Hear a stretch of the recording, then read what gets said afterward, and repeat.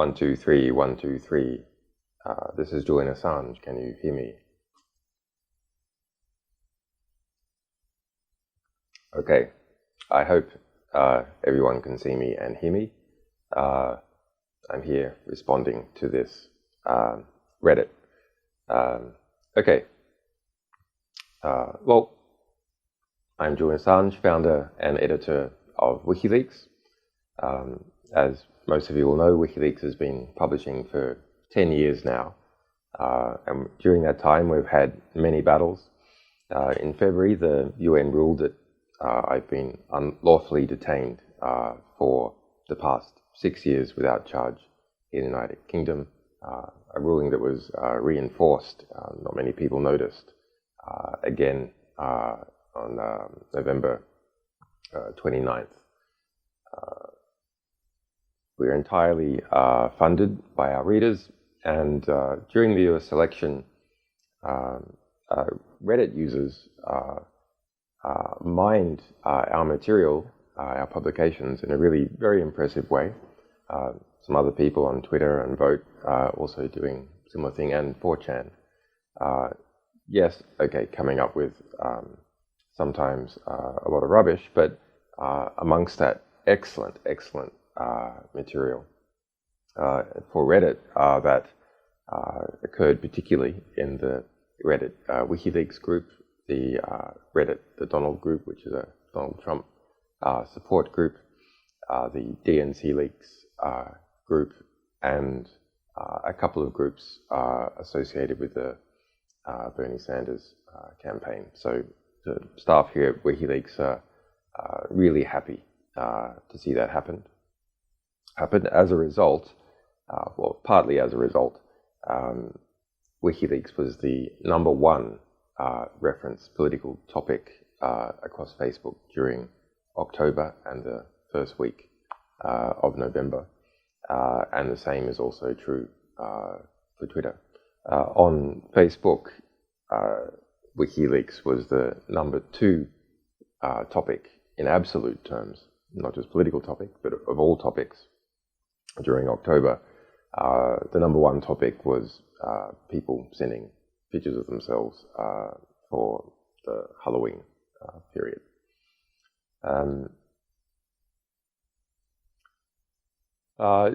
We have an enormous publishing year ahead, something really very important and special, and will be difficult for this organization. The difficulties have already started.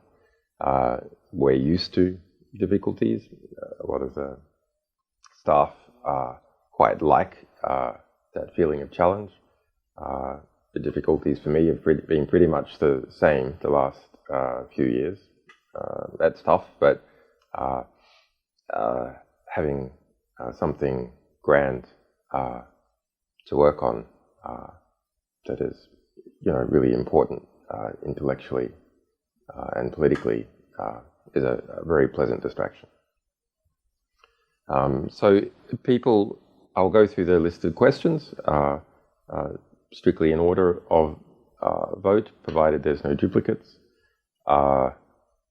And people can transcribe my answers, and we will cut and paste the best transcriptions into my comments posted on here, so there's a nice written record as well. And by best, I don't mean the transcriptions which have every R that I make, but rather the ones that are the easiest to read and the most faithful to the ideas being expressed.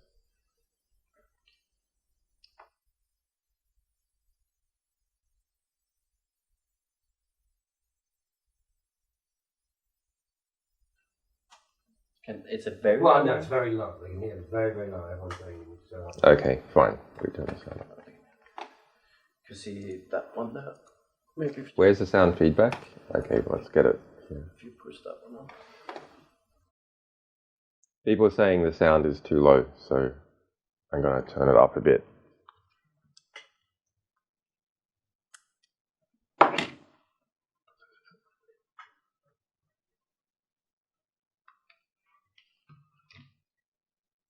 Can you hear me? Is that okay? I think that's better. 1 2 1 2 1 2 1 2 1 2. Okay. I'll just summarize all that again. Okay, my name is Julian Assange. I'm the founder and editor of WikiLeaks. As many of you know, WikiLeaks has been in the news quite a lot this year. We've been going for 10 years. We're entirely funded by our readers and publication sales. We've had many, many battles. A lot of those are still ongoing. We have about a dozen court cases, us suing people, filing criminal charges against the US government, and the same thing happening back in the other direction. On February the 5th this year, the United Nations announced the result of 18 months of litigation by me against Sweden and the UK, and they lost, and the UN ruled that I am being illegally detained without charge, and I should be immediately released. That the UK tried to appeal, and it lost the appeal on November 29 this year. It wasn't widely reported because it came out on a Friday, but a major victory for us. So during the US election, many Reddit users produced scoop after scoop based on our material. So we published a lot of material, we did analysis and promotion ourselves, but to analyze about 50,000 documents during a few months is actually impossible for journalists, even if they were so motivated. There's just not enough of them. And in the US electoral process, of course, you had 4/5 of the media, perhaps more if you include the print media, really not wanting to produce stories that were critical of the Hillary Clinton campaign, with some fine exceptions. There were some good exceptions, but overall, actually an attempt to avoid doing serious work. But the results of that mining on Reddit and a few other places, but principally Reddit, is that those discoveries were then picked up in social media and in the conventional press, and as a result, WikiLeaks during the last 5 weeks of the election was the #1 political topic on Facebook and the #1 political topic on Twitter, according to stats from those companies in independent research. We have a huge publishing year ahead, very serious, very special, a bit scary to us, but we like the challenge that causes. And I encourage all of you to help and back us, because we're going to need a lot of support to properly deal with the backlash and make sure that the real importance of what we're publishing comes out and is not distorted. Many of you will have seen the incredible distortions that have been pushed, comes out of the electoral period, but a lot of those things happen even outside that. It's natural if you're a publishing organization who specializes in exposing powerful institutions and governments. Well, they're powerful by definition, right? And the media, establishment media, by definition, is used to project the perception of the establishment, that, broadly speaking, that the establishment wants. So it's one of the tools used by the ruling class to cement their rule. Noam Chomsky has and Herman have put it this way, which is the press is to democracy as the truncheon is to dictatorship. It is part of the system that is used to maintain rule and order and the dominance of the existing ruling class. So it's no surprise that you see attacks on us and on independent media. There's a lot of bad independent media as well, to be fair. Okay, now I'll go through the comments. Can you explain your whole October? Well, most of it extremely busy. So it's just trying to conceptualize. Have been in an embassy siege for the last 4.5 years. It's a small embassy. The embassy is surrounded by a police and intelligence operation, of which there's numerous pictures and admissions by the British state. They spend about $6 million a year. They admit to spending about £4 million a year just on the covert and overt police surveillance. But of course, there's MI5, etc. They have robot cameras, quite sophisticated types that they've installed in different buildings, plainclothes police operating on the street, and they've done deals for which we have the paperwork with some of the opposing buildings, which are owned by Harrods, which is a big department store here, but Harrods itself is owned by the sovereign fund of Qatar. So it's not an easy environment to work in. Spying on the outside, some spying on the inside, informers, robot cameras, etc. And then during October, there was pressure applied by John Kerry and the US administration, and perhaps some other forms of pressure domestically within Ecuador that resulted in my internet connection being cut off and quite a increase in the security environment here in terms of people getting in and out of the building easily, etc. That's, I think, was a wrong thing to do for John Kerry to politicize the office of the Secretary of State and try and use that to domestic political advantage by pressuring me in relation to my political asylum.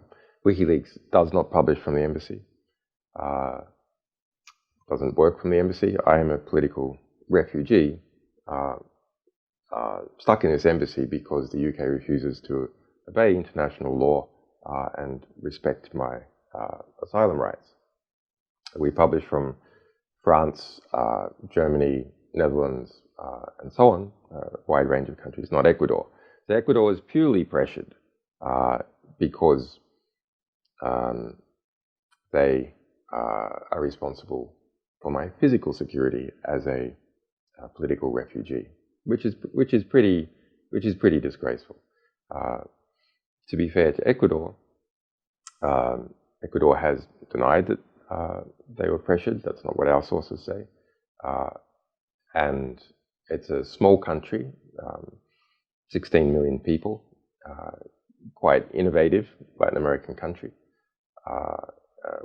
tough, standing up to the kind of pressure from the US and UK. But it has its own election, February 17, and you can see that it wouldn't want an allegation that it had interfered, which it hasn't, with a US election being used as an excuse by Hillary Clinton, who was the predicted president, to interfere in the election in Ecuador. So quite a tense security and diplomatic situation.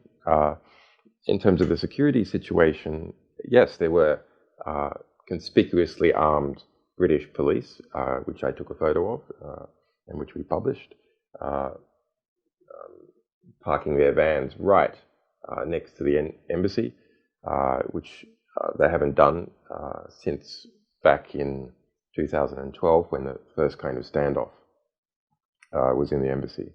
So it's a kind of,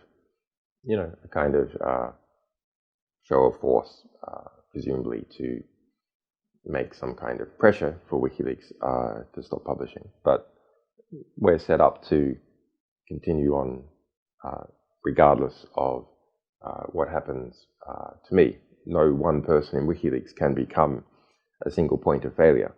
Why? Well, because we don't want to fail, number one. Number two, because if that person is perceived to be a single point of failure, it's dangerous for that person.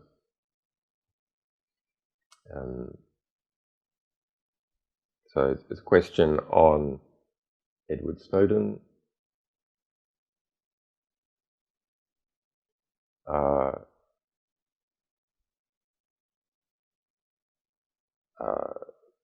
Full publication, limited publication, etc.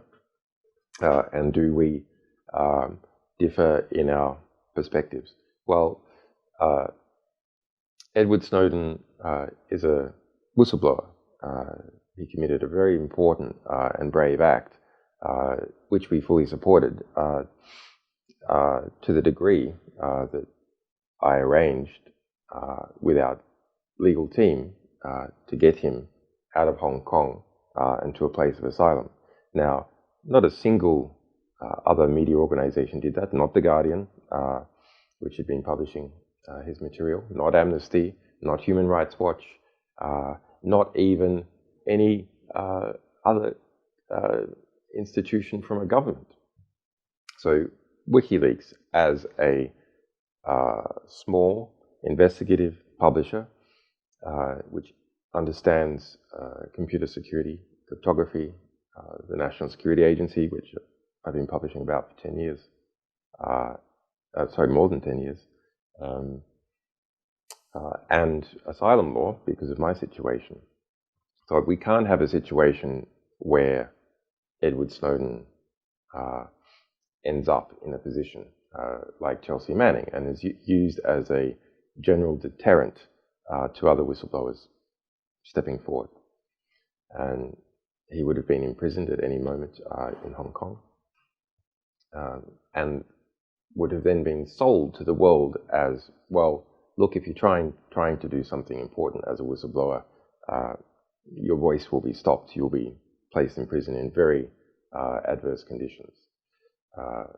We wanted the opposite. We wanted a general incentive for others to step forward. Now, that's for philosophical reasons. It's because we understand the threat of mass surveillance. But it's also very understandable for institutional reasons. WikiLeaks specializes in publishing what whistleblowers reveal. And if there's a chill on sources stepping forward, that's not good for us as an institution.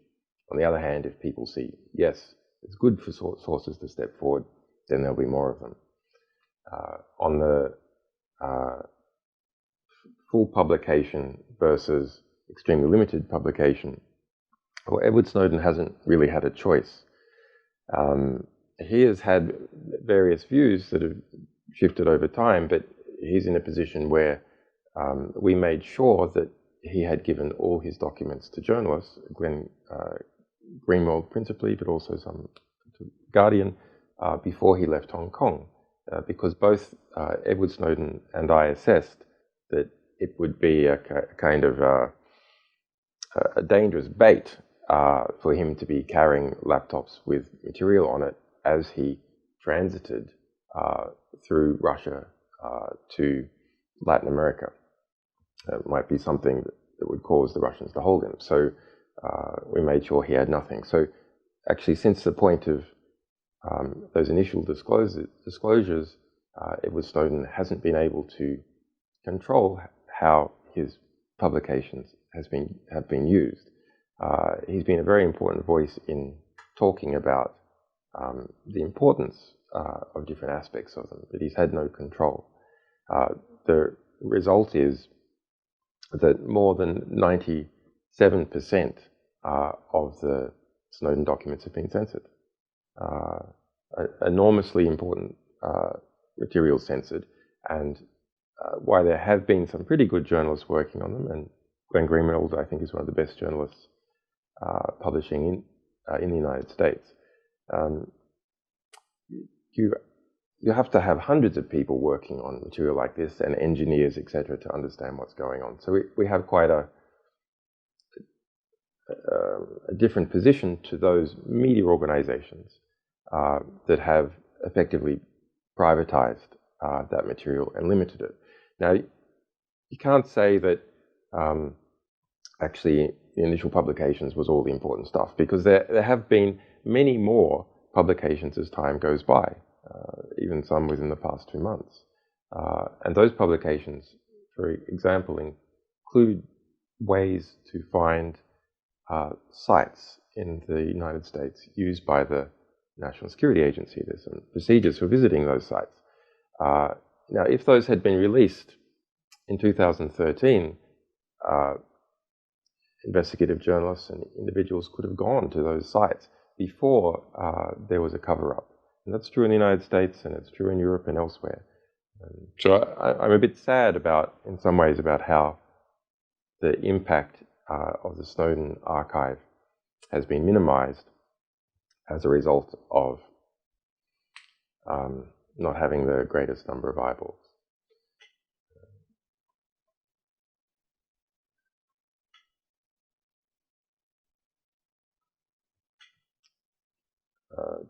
Too many people in the overall general public have the mindset, if I have nothing to hide, then I have nothing to fear in regards to privacy. This is absolutely false. I'm reading a question.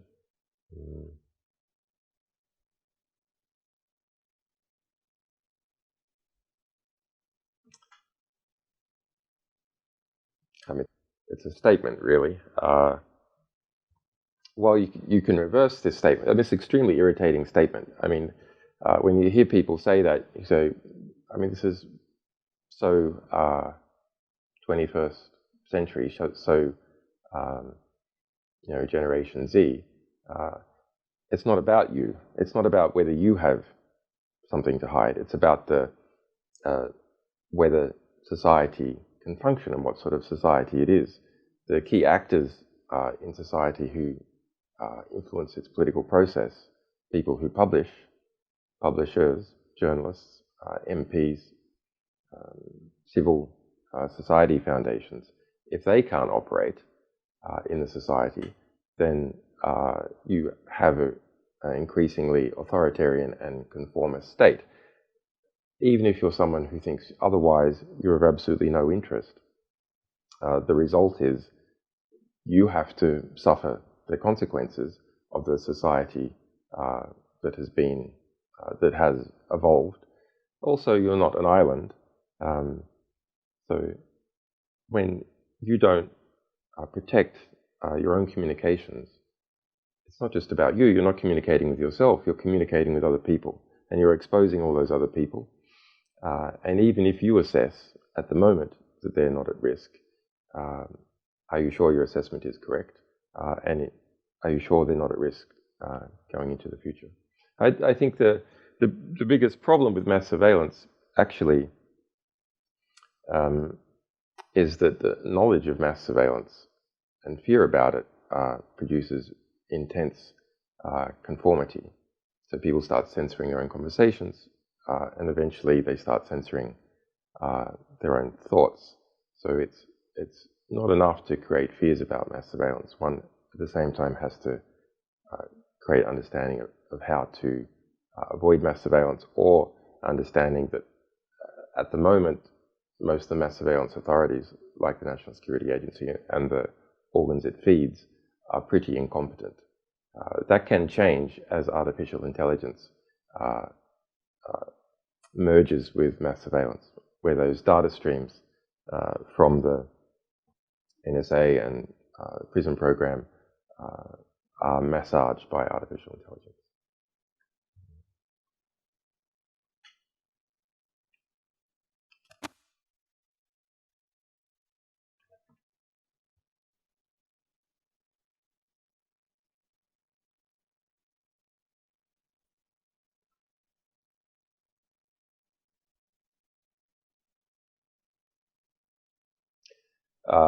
Okay.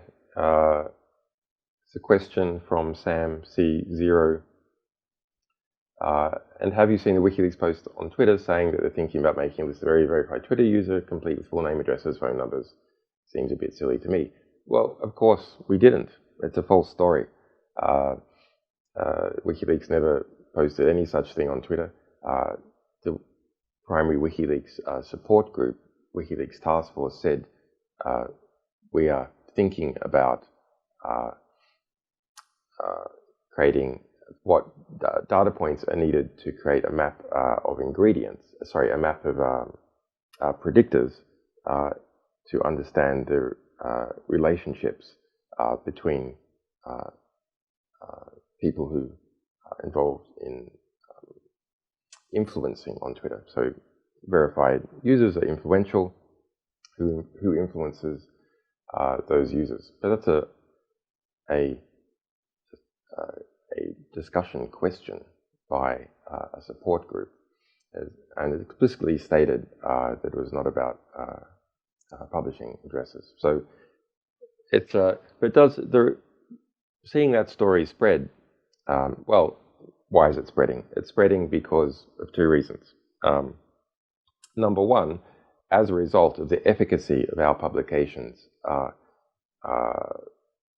and they're damaging the ruling class in Washington and more broadly in the United States, there's a desire to reduce our reputation in the establishment press. And so those things are grabbed onto, taken out of context, and promoted. There is a second reason which is pretty interesting. And the second reason, at least it's my analysis that this is the second reason, is that there exists a two-level class hierarchy on Twitter. So people with blue ticks, people without blue ticks. There's about 230,000 with blue ticks, and they correspond to something like about 30% of those people who would consider themselves to be members of the establishment in the English-speaking countries. So those are MPs, journalists, CEOs, etc. People who are representative in some way and therefore have a need to interface with the public. So about a third of those types, in particular the younger and more upcoming ones, are on Twitter. And they have blue ticks. So you have here both an identity phenomenon, where someone is branded with identity of a blue tick, and so an identity politics emerging in this group, and also a class phenomenon. And so the recontextualization of the WikiLeaks task force discussion point into a threat against this identity group was then widely spread by that identity group and lined up fairly neatly with the politics of something like maybe 80% of that identity group. It's quite interesting. You think about this new emerging identity class. Well, it has a quality within the blue tick class. That is, you have a blue tick or you don't. And then a number of followers. And so such metrics looking at what the relationships are between those people in the blue tick identity class and exterior class dynamics, so relationships to power of various kinds, removes some part of the equalitarian nature within the blue tick identity class, which in some ways is a threat to those people who have gained the blue tick, but otherwise perceive they're not at the heights of the power in the exterior class. It's interesting.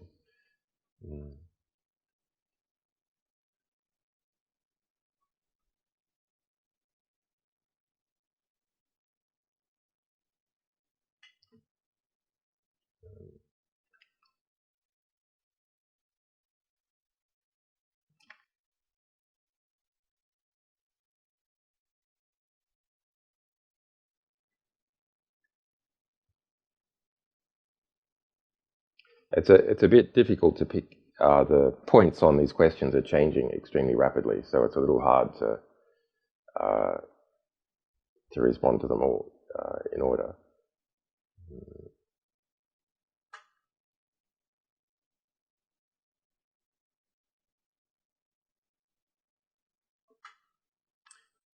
Okay.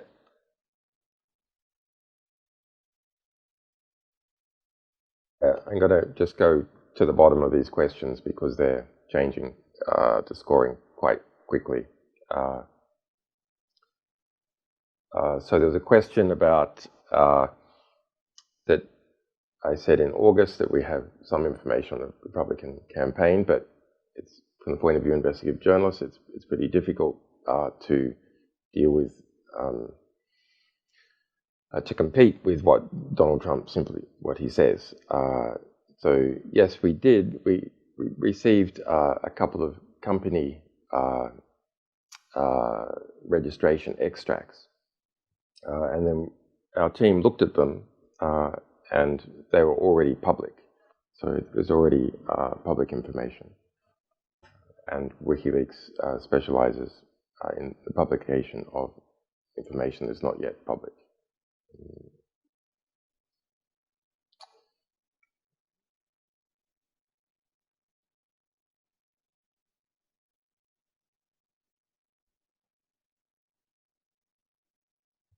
Why release the emails in a constant trickle near the end of the campaign?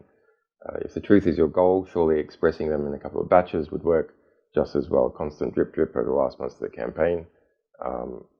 Reek of WikiLeaks hoping to have maximum political impact in the campaign. It's an interesting question. But why the irritation? So why the irritation compared to publishing all at once? People, you can imagine, if we publish all at once, would say, you deliberately made a giant bomb. You deliberately published all at once in order to have maximum political impact. Well, in WikiLeaks publications over the last 10 years, we've used a variety of publication strategies depending on the amount of material, how readily engaged the audience is, what the time frame is for publication. And what we've found is that you want to closely match the demand curve with the supply curve. So people can read a limited amount of words each day. Just think about it. There's a finite number of people, there's a finite amount of time, and there's finite reading speed. So their demand for words, even if they're 100% interested in that subject, is finite. So it's optimal to match the demand for a particular type of information with the supply of that information. If there's oversupply of information above the demand for it, then the oversupplied part is not read. And of course, we want our publications to have maximum possible readership, understanding, and our sources of all kinds want maximum possible impact. They don't want to go through these risks for their material to not be read.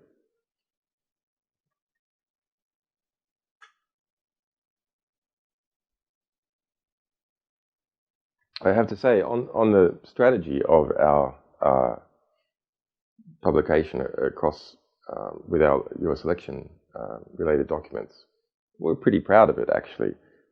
There's limited time, limited resources. Yes, we could have done things slightly differently if we had more money, more staff, etc. But within our resource constraints, we put together, I think, a pretty kick-ass publishing schedule designed to maximize uptake, readership, engagement, and knowledge extraction from our publications, designed deliberately to make it hard to spin what we were publishing. What do I mean by that? Well, in this particular case, we have the Democratic campaign of Hillary Clinton and her associated media allies doing everything they could to spin what we were publishing. And I know how this works. If there's knowledge that WikiLeaks is going to be publishing, say, over a month-long period, then a crisis team is set up. We've had a number of those WikiLeaks war rooms and crisis teams set up against us by different governments and companies, Bank of America to the Pentagon, the State Department. And they get ready each morning, wait for our publication, and then they try and spin it. So insofar as our publications are at all predictable, that spin can be lined up ahead of time, and those war rooms can be resourced. So we made sure that what we were going to publish was unpredictable. When we were going to publish, it was unpredictable. How much we were going to publish each day was unpredictable. That we had both a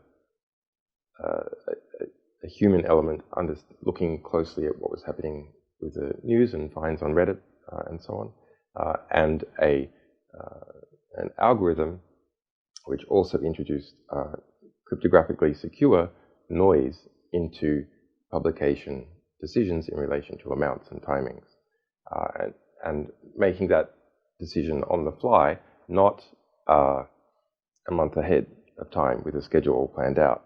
Why? Because if we were hacked, we didn't want, in this case, our algorithm, the stochastic terminator, its programmatic output to be known in advance, because that would permit the Clinton campaign and others to attempt to counterspin our publications at each moment. And we want our publications to be as unspun as possible.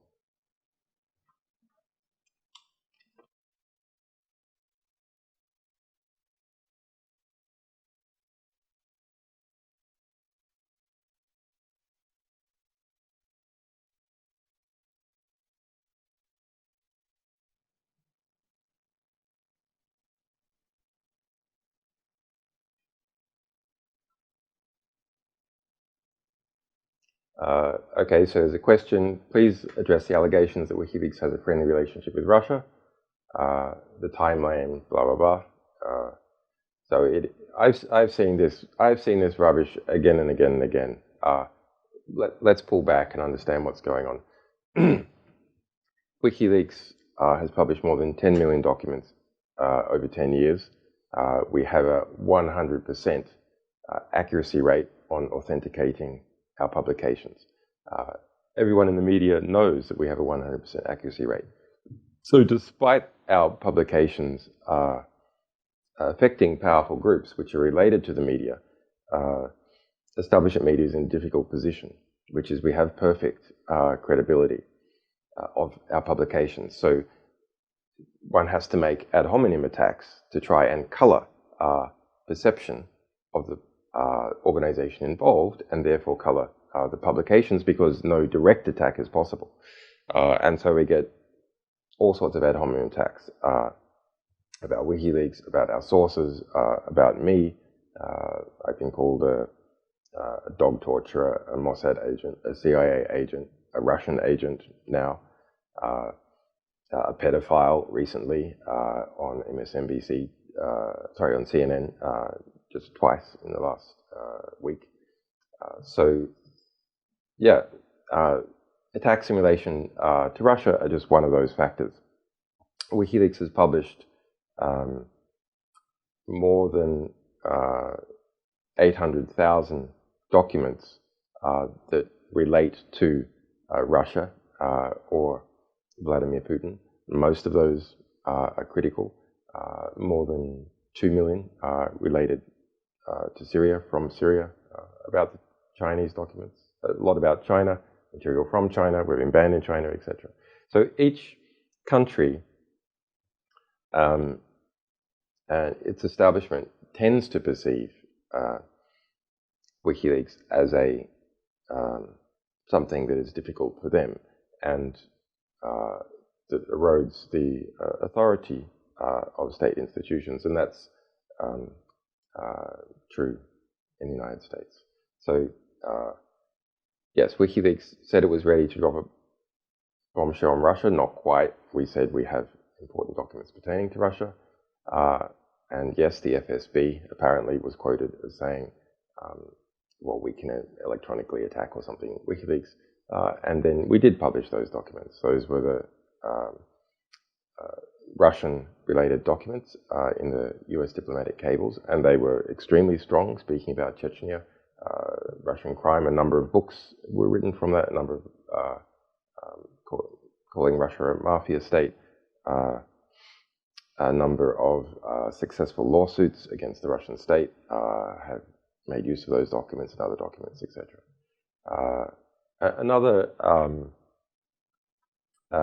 Another common untruth that is told is the claim that I worked for RT, the Russian state TV. It's absolutely false. In 2012, we set up a production company, and our production company worked with Dartmouth Films, a UK production company, and a distributor whose name I can't, Journeyman Pictures, and 12 episodes were filmed of me interviewing people. It was called The World Tomorrow.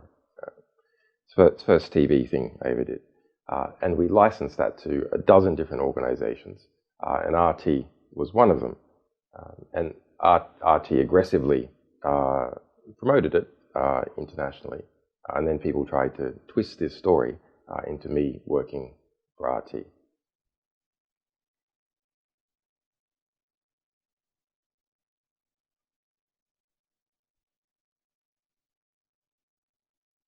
Question: Am I in direct control, editor, author of WikiLeaks.org, WikiLeaks Twitter, WikiLeaks Task Force, etc., etc. Why the change in tone?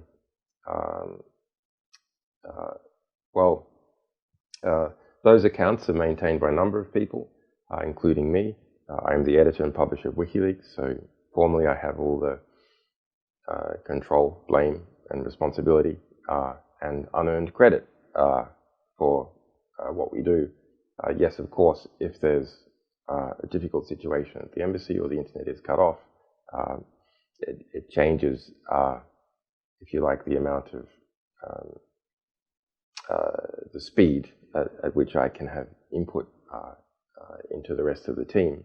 So you might see a slight shift, but I have full confidence in my people. I mean, they've gone through hell and back with me. They're really tough, smart people. Incidentally, when you look at how tough they are, so when my internet was cut off here, and there's also problems with radio signals coming out of this embassy, it was a difficult time, lots of pressure, and lots of pressure on WikiLeaks itself. So that's a situation like, if you like, troops are losing their commander during the middle of a battle with bombs raining down on them. What usually happens to troops like that? Well, they'll scatter, they get scared, they go home, they get careless. But not our people. Middle of that battle, lots of political, ideological attacks, smears, having more difficult contact with me. No, we didn't even lose a single day in our publications as a result. And that comes about because of planning and because of the experience and robustness of the staff of WikiLeaks. And exterior support also, of course, keeps our spirits up.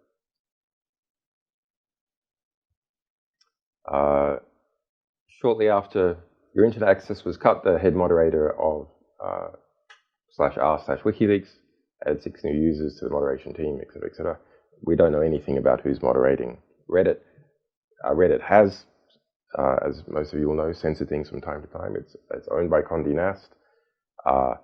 It is perhaps the place for the traditional media, which is owned by the traditional media, or media holding, which has the greatest freedom of expression. But Reddit is not free from censorship. We've seen that many times. On the other hand, it's fairly easy for people to constantly repost things that are being censored.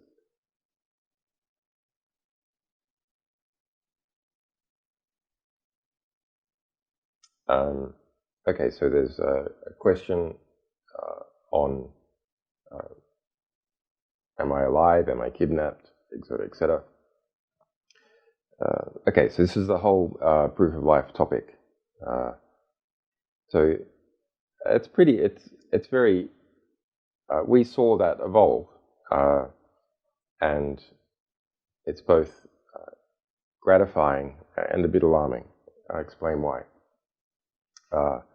So personally, and the rest of the team at WikiLeaks were very pleased that there was such an expression of concern about how we were doing.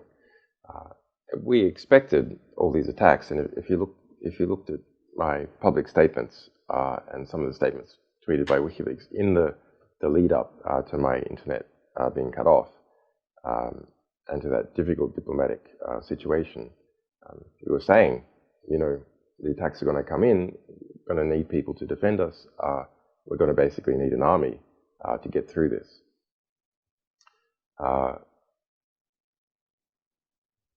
And then the concern for how I was doing and why I wasn't being seen, etc., arose. So the answer to this proof of life question is that we're interested in something quite different. So anything that we did that claimed to be some kind of proof of life would be to set the precedent on what what mechanism could be used to reduce concern. So the calls, for example, that I issue a PGP signed message. Okay, well, it's fine if you can understand that it's me who's issuing the PGP signed message, but a PGP signed message doesn't tell you who has issued it at all. It's just a claim message. So let's look at what kind of precedent we would be setting. We'd be setting the precedent that when there's a concern about whether one of our staff has been kidnapped, or me, that concern can be alleviated simply with the issuing of a message of text, which is coupled to a particular cryptographic key. Now, if WikiLeaks is under serious threat, then it's quite possible it might lose control over its keys. And the reality is it's quite hard to protect keys from that kind of interference. The way WikiLeaks manages its keys is to its submission keys, for example, they are not used to sign messages. But even if they did sign a message in this case, what would it be saying? It'd be setting a precedent that could be very dangerous in the future. You don't have to, if you like, produce the person and show that they're not under duress. You can either hack a WikiLeaks key or take control of infrastructure or take control of a person and then have them, or rather claim that they had produced some signed message. So we're much more interested in creating a precedent for proof of life, creating a precedent for proof of freedom from duress, or making it hard for our people to be under duress. And the best way to do that is live video. Because even if you were under duress, and there's various forms of, various forms of duress that could be applied. If it's live, you've got a few seconds to put things out. You can slip in code words into what you're saying. I'm not, by the way. I'm not, but you could slip in code words into what you're saying that people, your people, could then see. Yes, I'm alive and free from duress, but I am in a very difficult situation. I have been for 6 years. Let's not think that I'm not in a difficult situation. As I explained, this embassy is surrounded by a high-tech police operation, intelligence operation. It's a really difficult situation. I haven't seen the sunlight in 4.5 years. It's a tough situation. I'm tough, but you should be concerned about the situation.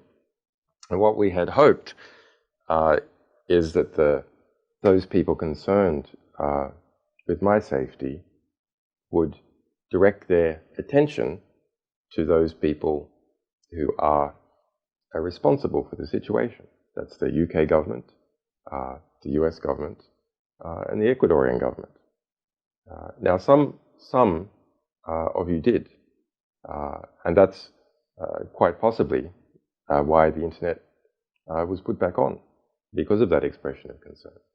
But when the concern became very prominent, the result was a black PR campaign tried to infest the concern and take it off somewhere else, and largely succeeded. That was very interesting to watch and play out. What happened? Fabricated messages claiming to be from our staff were posted on 4chan, on Reddit, etc., on videos claiming to be from Anonymous. Completely fabricated. Dozens of them. And what was their intent? What were they calling for? They were calling for people to not trust WikiLeaks, to not give it leaks, and to not give it funds. I mean, it's obvious who benefits from the production of such a black PR campaign. And it should be obvious in hindsight to all those people who are trying to support me that those type of messages were deliberately intended to undermine WikiLeaks and in fact undermine my support. So just if this sort of thing happens in the future, think to yourselves, is what is claimed undermining the ability for WikiLeaks to operate, the ability for it to get new information, and the ability of it to financially support itself? And if the answer is yes, then you should be extremely skeptical about what the claim is. Okay.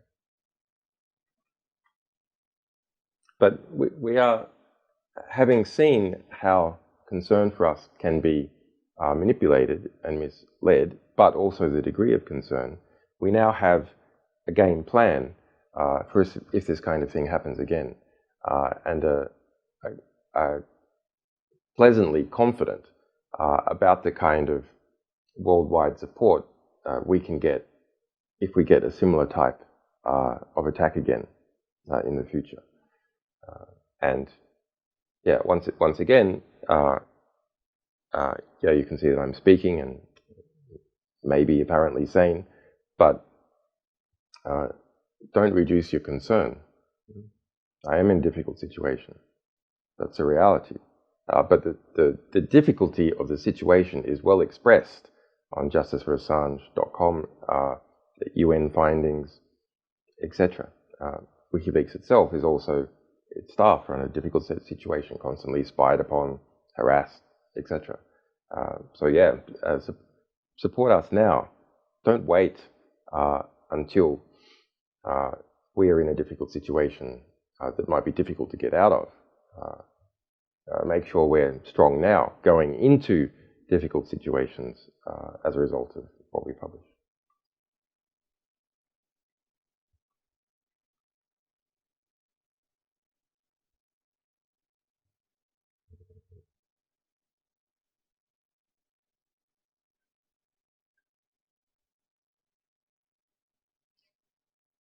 I'll just take 2 more questions. I'll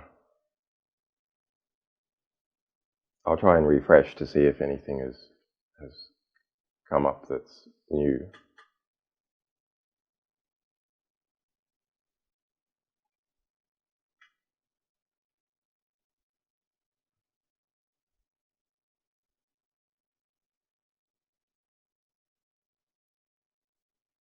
There's a question at the top about collateral murder and supercomputer time.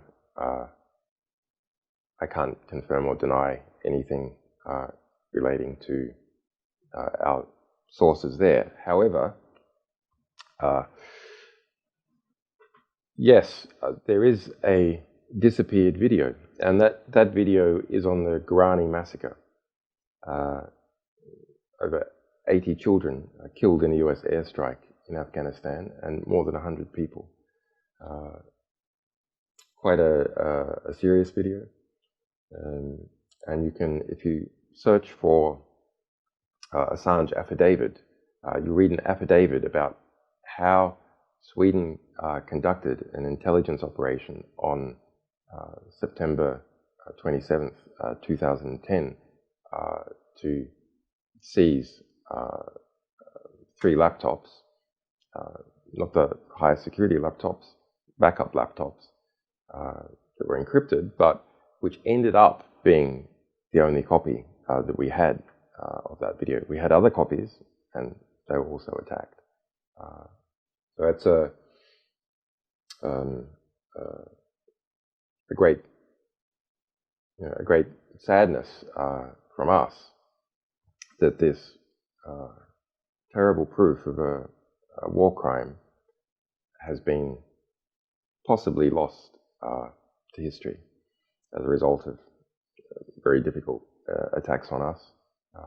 It's something that we're a lot less susceptible to now because we have a bigger infrastructure.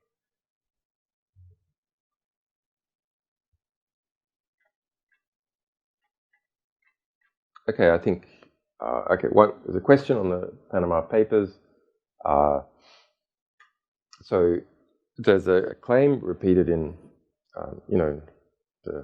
the usual idiots in the ruling class press that WikiLeaks said the Panama Papers had been produced by CIA, US intelligence to attack Vladimir Putin. Absolutely not.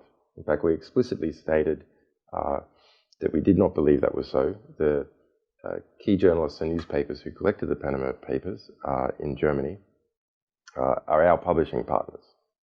So we knew about the story, we aggressively promoted it.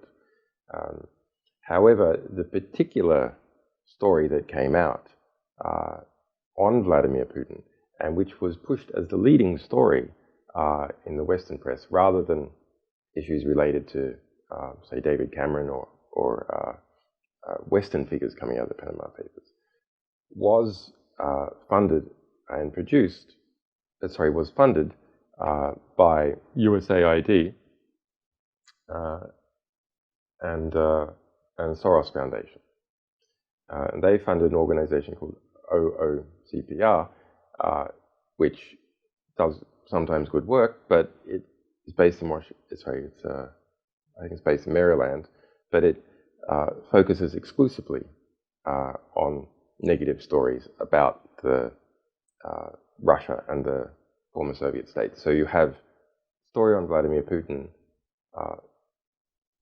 produced by an organization which exclusively focuses on Russia and the former Soviet states.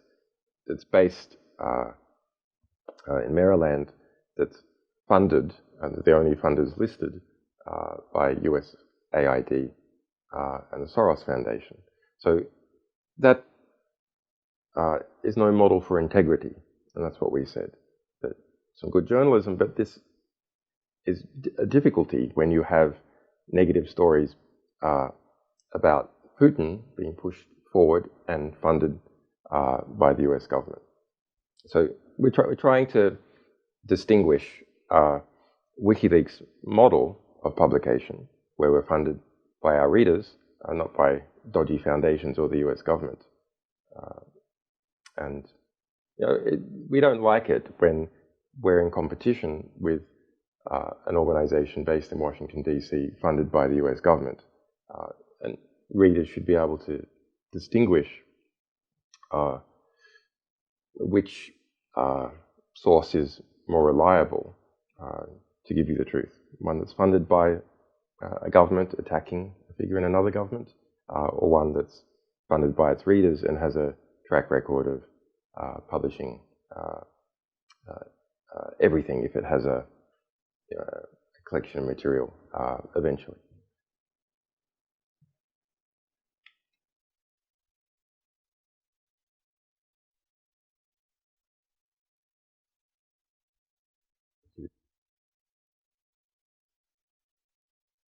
Okay, there's some people saying I should,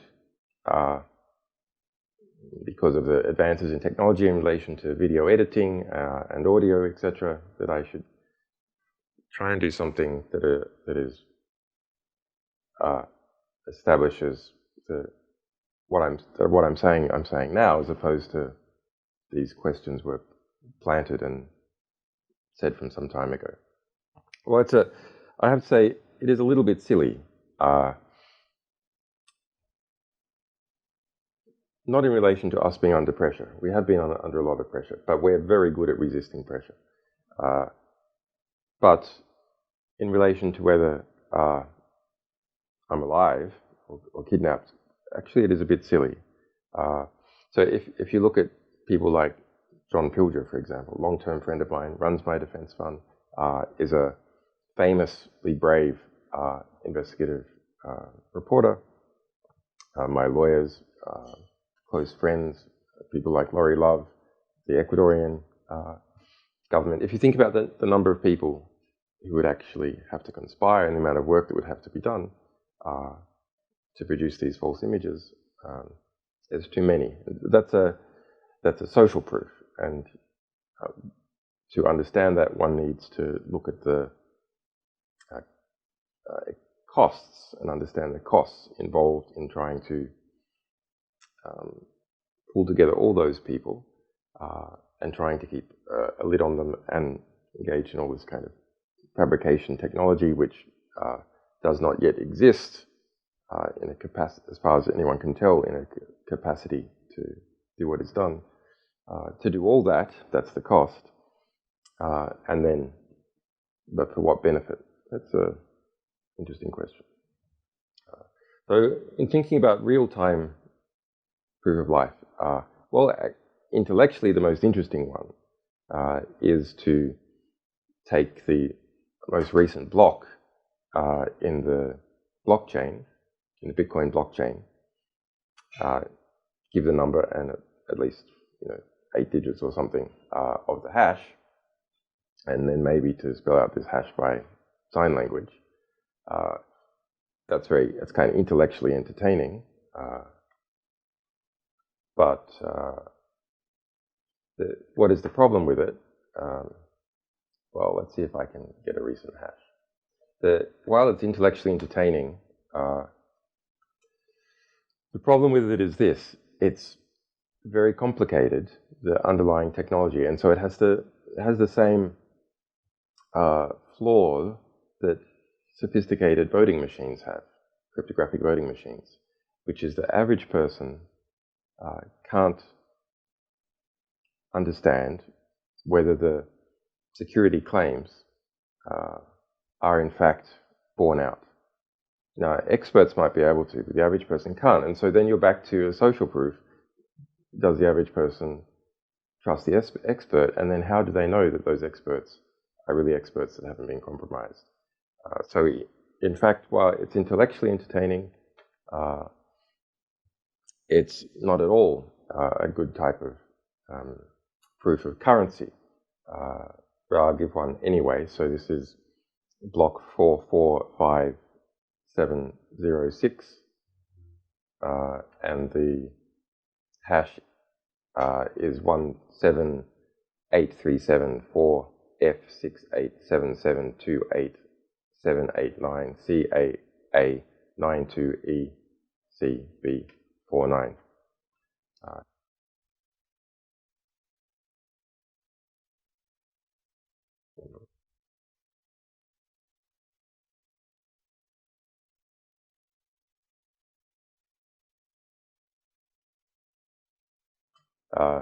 Okay, I think I made a mistake in the block number, which is going to drive everyone crazy.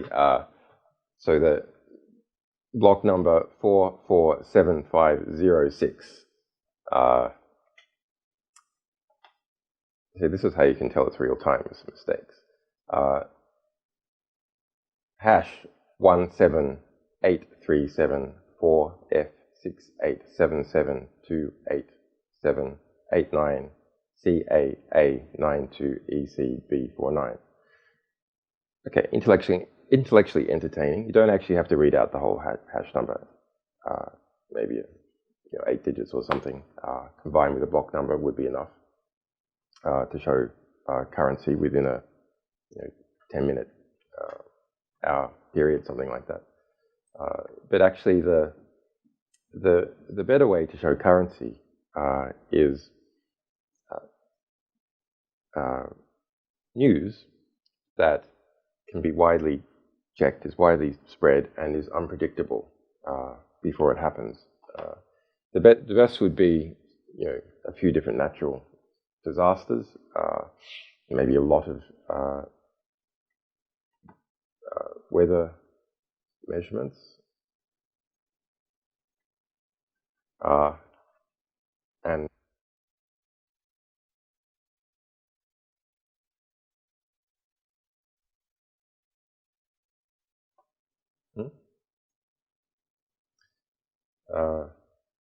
and are we unmuted?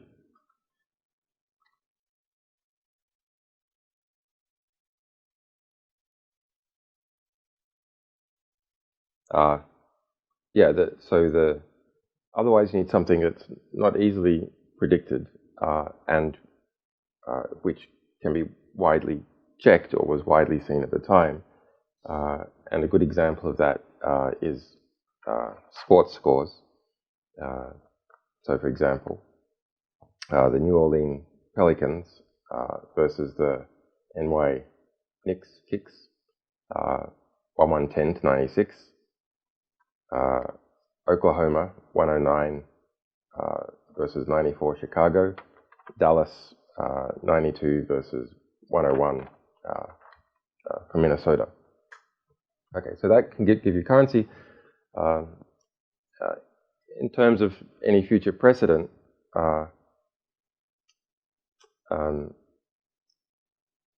if I disappear or someone else disappears, the answer to whether we're okay and under duress is given by two things, or should be given by two things in future. Number one, by lawyers, friends, publicly associated close friends, people who fund my defense campaign. So let's look at those. John Pilger, the Courage Foundation, people associated with it, by lawyers such as Jennifer Robinson, Margaret Ratner in the United States, Melinda Taylor, and the ability to do live interactive video where someone, even though theoretically they could be under duress, can interject in the stream quickly to say such a thing, or to, give a variety of messages in a live way, which each one is not comprehensible at the time that it is said, but the last one, if you like, provides the conceptual key to decrypt them. I'm not doing this now. I'm not doing this now. So yeah, I very much appreciate the support. It had some good effects. I think it probably contributed significantly to restoring my internet. A lot of that well-intentioned support was waylaid by a black PR campaign. So don't let that happen again. And that's it. Thank you, Reddit. Thank you, Redditors, for spending so much time on our material. Yeah, we're really, really happy with it.